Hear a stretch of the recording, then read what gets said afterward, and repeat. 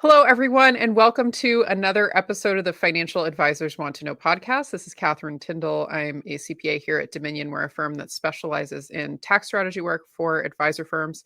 And on today's episode, I have with me Anna Njai-Conte.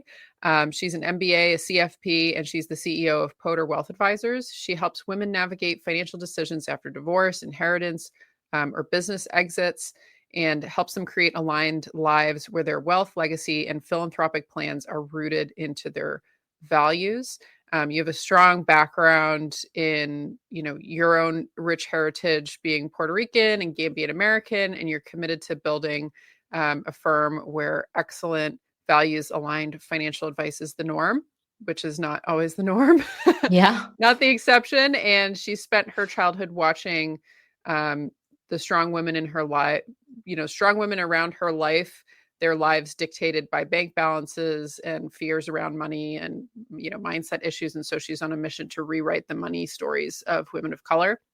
She's been a 3 times winner of the Investopedia's top 100 influential financial advisors and has been named within the 10 young advisors to watch by Financial Advisor magazine. She serves as a CFE board brand ambassador and an advisory board member to wealth.com and a board member to the FinServe Foundation. So you have a lot on your plate, Anna. I do. Just hearing that, I'm like, gosh, I'm tired. Yeah, you're a You one didn't woman even mention my kids yet. Powerhouse. Yeah. So I'm excited to have you on the show because I think your story and, the heart that you have for your clients and the work that you're doing, like we got connected through a coaching program that we were doing together. And I've just been so impressed with, you and how you're building things, and wanted to have the opportunity to get you to share your story with the people, the advisors who listen to this program. So thanks for coming on. Thanks so much. I'm super excited to be here. Talk shop a little bit. Yeah. So, I had an episode previously where an advisor came on and he was talking about his shift into RIA. And he had a lot of positive things to say. He was happy he made the transition. I know we've had this conversation a little bit before in the past too, but I think it's one that maybe the more people need to hear it in terms of, what that journey was like for you going RIA. So I guess maybe to take a step back, like for people who aren't familiar with you, what's your journey been like? And, how did you find yourself in the RIA model after your experience? I think I was a little bit of an anomaly in that I wasn't as aware of sort of the independent RIA space, but I was working at a wirehouse before I launched my firm in 2019. Mm-hmm. And I really was in a space where I wanted to do something different than, what my firm was offering me. Yeah. And that really just forced me to do some research and look around. And I discovered the independent RIA model. And as I did my research, I listened to a lot of podcasts in that time period, in doing my research and trying to figure out whether this was a viable path for me. And it became really clear that that would probably be the best option for me personally, because I had these aspirations of building a very atypical business model. Yep. And I also knew that it was going to be so important to me to have a lot of autonomy and control over the types of clients I brought in, and also my time, because I'm a mom and, have a full life outside of work, and that I was always going to put a premium on that. And so the RIA space ended up, really just being the best option. So, 2019, heavily pregnant, I went on maternity leave and launched the RIA from the couch with a nursing baby. Oh, wow. Good on you. So how's the journey been? Like, what were there any surprises in the, once you switched into the model that you weren't expecting, or was it all just kind of, yep, this was all the hard I was expecting after researching? There was a lot that was hard. I think I recognized, like, I knew when I was leaving a wirehouse, I was giving up the investment due diligence. I was giving up the internal investment due diligence. I was giving up the internal compliance, whatever semblance of a marketing team that we had, which wasn't super robust from my vantage point, but it was there. I was giving up all that in favor of having a lot of flexibility. So that wasn't really a surprise to me. I think And I think advisors are really interesting in that we already operate, or at least a lot of us already operate in sort of a business within a business, even if we Yeah. are at a larger firm. Yeah. And True. so we're all used to managing a lot of things, creating our own processes and having our own way of doing things as well with minimal supervision. Yeah. Sometimes it's a lot of supervision depending on the firm, but I was already used to that environment. So Hmm. I think this was just what I was used to with the dial turned up a whole lot. Hmm. Yeah. What Yeah. I didn't anticipate, though, I would say that was a surprise, was just how appealing it was to prospective clients that I was independent. That took me Mm. by surprise because I didn't really think that. I think the perception or the messaging that's sold by a lot of larger firms to advisors is that, clients want the big name.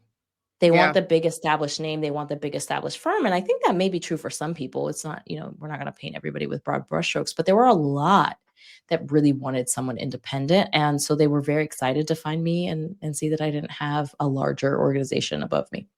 Yeah. No, I think that that's a really valid point because I've noticed that in a lot of the conversations I've had with advisors that like a lot of the just consumer behavior has changed in terms of Mhm. like how clients are researching them, how they Yes. find them, how they connect with them. And so like as you've been building up the firm, I think it's really interesting that you've really niched down into who you serve, as a target Yeah. audience of clientele. And I imagine that a lot of that connection there with oh, you're independent, you're on my side, you know the clients can feel that more just because of maybe the particular group that you work with. Can you talk a little Yeah. bit about like what kind of clients you work with and like how you kind of defined the which clients that you were targeting to work with as you Yeah. built up the firm and that journey that you had? Sure. That's definitely changed. I would say at the outset, I had a very clear target of working with folks that were mid-career. Hmm. So, people who were not quite retirees, which is mostly what our industry focuses on. But Yeah. I think that's a really huge missed opportunity, if you ask me. But, most of my training was working with retirees. And I just recognized that because of my own story and my own trajectory in terms of my personal finances and how much I knew that this knowledge working in wealth management served me in building my own wealth, Hmm. that led me to want to help people a little bit earlier before while we still had lots of time to make appropriate changes that would Yeah. serve them well. So that was my first outset. I said, I'm going to work with people under the age of 55. They still have a really long investment time horizon, and we're going to figure that out. That evolved over time. And I always had a soft spot for working with women. I grew up with a single mom. And so that was something that was really important to me Hmm. anyway, just internally. But over time, I noticed that women, single women, divorced women in particular, really seem to gravitate towards me. I would guess, I don't actually have the stats, I'll have to calculate it, but I would guess that 75% of my client base is single women. Either they've always been single or they were divorced. Hmm. And I realized that I really enjoyed working with those clients because I recognized that they really valued having me as a thought partner, and Hmm. they were strong go-getters, going to get it done, going to handle what they needed to handle in their lives. And they really just needed someone to help direct them and take a lot of the implementation off of their plate. Yeah. So that has really just evolved over time. And I found that the clients I've enjoyed working with the most are the ones that have sort of this sudden influx of wealth or a sudden liquidity event. Hmm. And now they're looking at it and saying, okay, now I have all of these options. What do I do with it? And how can I be as impactful as possible, both within my own family and then, with this wealth through impact investing and values aligned investing and philanthropy. Hmm. Yeah, that's great. And in terms of like, as you've been growing the practice, have you been finding most of the new clients coming in, like they find you through referrals from other clients, or like what kind of activities have you been doing to grow the firm? I think a lot of the same. I mean, in some ways, all financial advisors find a lot of clients through referrals from existing clients, or they find them through, attorneys, CPAs, the like. Hmm.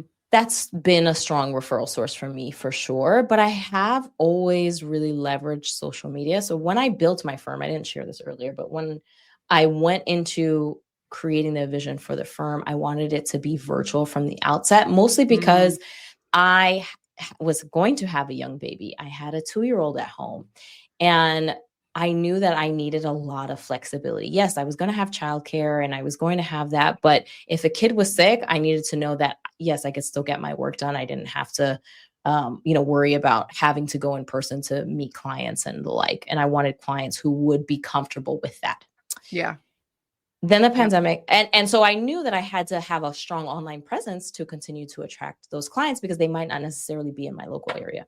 The pandemic hit 6 months after I launched my firm, and that was a wake-up call. So everybody had to be virtual. And so that made me see that social media and having a strong online presence was going to be even more important for my marketing and for my firm growth and for generating leads for new clients.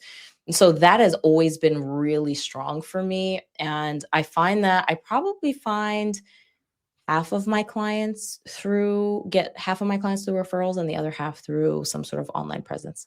Wow. No, that's a really good ratio because like I've heard, statistics that it's like typically like 80% will come through like direct client referrals. And so the fact that you've been able to shift that to being, that nice mix, that's great, especially too with having a remote practice. Like exactly. And no, I mean, it's incredible. I just had a prospective client call yesterday with someone who has, 5 million net worth, found me from an article I contributed to on a website. Maybe 3 years ago. I know. It's so funny with the social media stuff, like how the seeds you plant. Yes.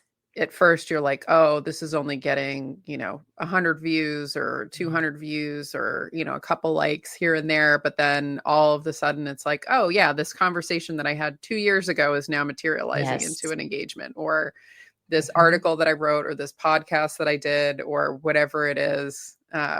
It takes a while to get those seeds to bear fruit sometimes, but exactly, as long as you're continually improving, staying consistent with the volume and everything, it just turns into a numbers game a lot of the time, especially when I agree. Like for your situation where you have a very specific avatar you're talking to. And so it's easy for them to find you, and it's easy for them to engage with the content and say, oh, she's talking to me. Yes, definitely. It makes a huge difference. Just a slight interruption in this conversation.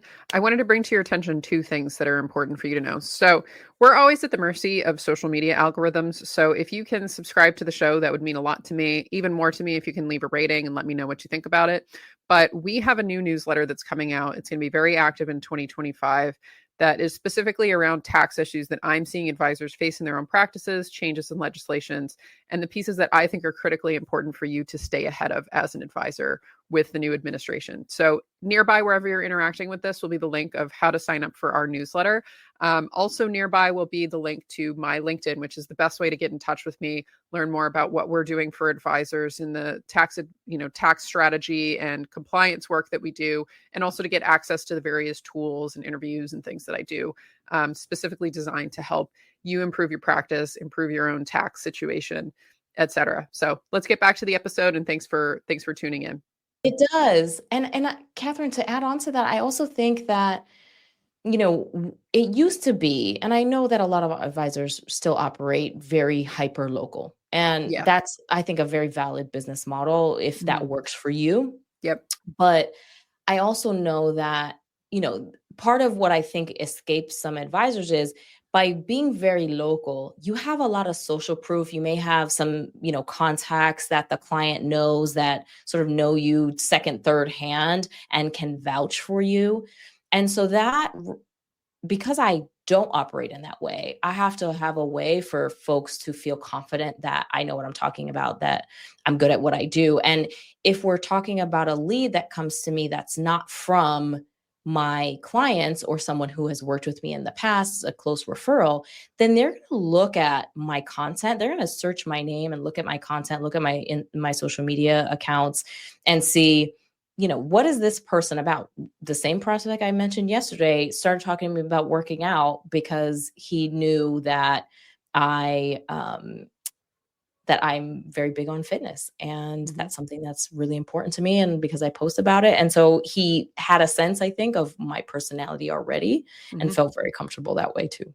Yeah, no, it makes a huge difference. And I've noticed the same thing on my side with, like, I do a lot of webinars and these podcasts and things. And so that by the time I'm actually talking to another advisor who's interested in like working with us on the tax stuff, it's kind of weird in a way, because they'll approach me and they'll be like, I've never met you before, but you're talking to me like, you know, like, you know me. Yeah, yeah, And for that's the power of sure. the content. And it's, you know, by the time they get to you, it's like they already do know you. And so you For can just sure. spend the time getting to know them rather than having to talk about yourself a lot, which is I agree. And I will say I heard something at a business training last week that really stuck with me on this point to really drive this point home. The woman leading the training talked about how consumers on average need to consume 7 hours of content for a service provider that they're going to buy from before they feel comfortable buying. Yeah. So think about, that could be webinars, it could be, podcasts, it could be short form video, it could be articles, whatever it is for you, email newsletters, but they need to consume hours and hours and have multiple touch points. I think it was 11 different touch points in order to feel really confident that they know who you are, what you're about, and whether you can help them.